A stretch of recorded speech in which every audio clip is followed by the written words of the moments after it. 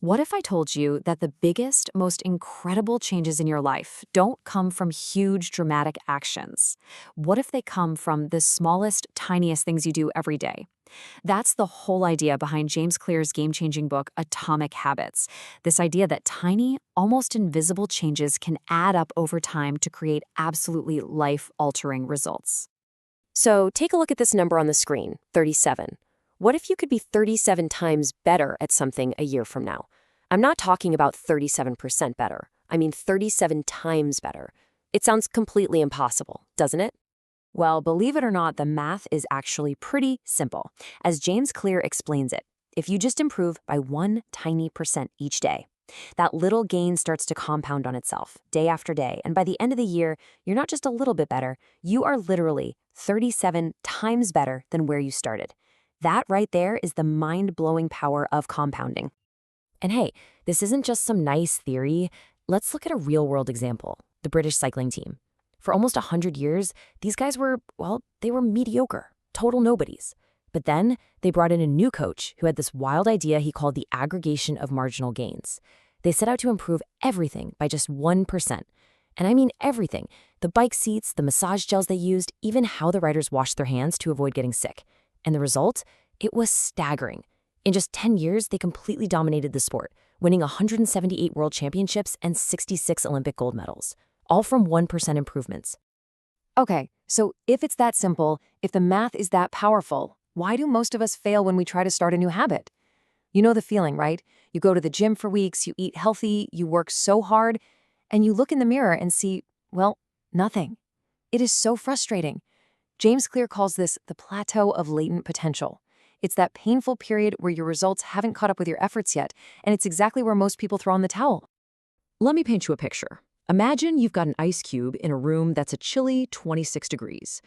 Now, you start to slowly warm up the room. 27 degrees, 28.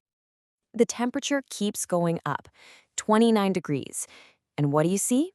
It's still just an ice cube. It feels like all that energy, all that heat you're pumping into the room is doing absolutely nothing. But here's the secret. That work isn't being wasted. It's being stored. Okay, now we're at 30 degrees, 31. And still, it's just a block of ice. You're putting in all this effort, but the result looks exactly the same. This is what Clear calls the valley of disappointment.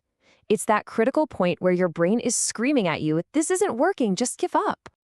But then, the temperature hits 32 degrees, and bam, a breakthrough. The ice begins to melt. Now, here's the real lesson. It wasn't that 1 degree jump from 31 to 32 that did all the work. It was all the heat, all the stored energy from 26 degrees on up that made that change possible. Your hard work is never, ever wasted.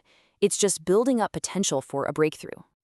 So how do we make it through that valley of disappointment? How do we get to the breakthrough? Clear says it's all about shifting our focus. See, most of us are obsessed with goals, losing 20 pounds, writing a book, but goals are just a momentary finish line. The real secret is to fall in love with your systems, the daily processes that lead to those results. You have to remember, winners and losers often have the exact same goals. It's the people with better systems who actually win. Okay, so if systems are the answer, how in the world do we build better ones? Well, this is where the book gets super practical. It gives us a simple, powerful framework called the 4 Laws of Behavior Change. This is basically your instruction manual for building good habits and, maybe even more importantly, for breaking the bad ones. And here they are. It's just 4 simple steps. Think of them like levers you can pull to totally re-engineer your behavior. If you want to build a good habit, you just have to make it obvious, make it attractive, make it easy, and make it satisfying. So let's break down what each of these really means. First up, law number 1, make it obvious. Look, our brains are basically wired to notice and react to cues in our environment. So if you want to start a new habit, the easiest thing you can do is make the trigger for it impossible to miss. This really comes down to designing your environment for success. So, you want to remember to take your vitamins? Stop hiding them in a cabinet. Put the bottle right next to your coffee maker. You want to practice guitar more? Get it out of the case and put it on a stand right in the middle of your living room. You're not relying on willpower here. You're making the right choice, the most obvious choice. It's a no-brainer. All right, on to law 2. Make it attractive. Our brains run on dopamine. The anticipation of something rewarding releases this little chemical that makes us want to take action. So the more attractive, the more appealing, the more desirable we can make a habit, the more likely we are to actually do it.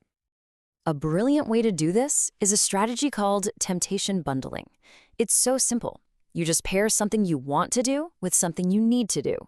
So, for example, you tell yourself, I only get to watch my favorite trashy reality show while I'm on the treadmill. All of a sudden, you're not dreading your workout, you're actually looking forward to it because it's linked to something you love. Law number 3, make it easy. This one is huge. We are all governed by what's called the law of least effort. It's just human nature. We will always gravitate towards the option that requires the least amount of energy. So instead of fighting that, we need to use it. We have to reduce the friction associated with our good habits. And the absolute best way to do this is with the 2-minute rule. The rule is this: when you start a new habit, it should take less than 2 minutes to do. So read before bed every night just becomes read 1 page. Study for my exam becomes open my notes. See, the goal isn't to master the habit on day 1. The goal is just to master the art of showing up. Because once you've started, doing more is easy. And that brings us to the final law, Law 4. Make it satisfying.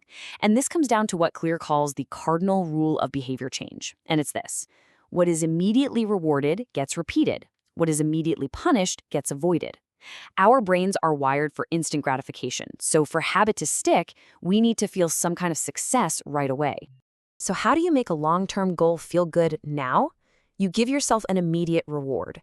Let's say you want to save money by not eating out. So you create a special savings account and you name it something awesome like Dream Vacation to Italy.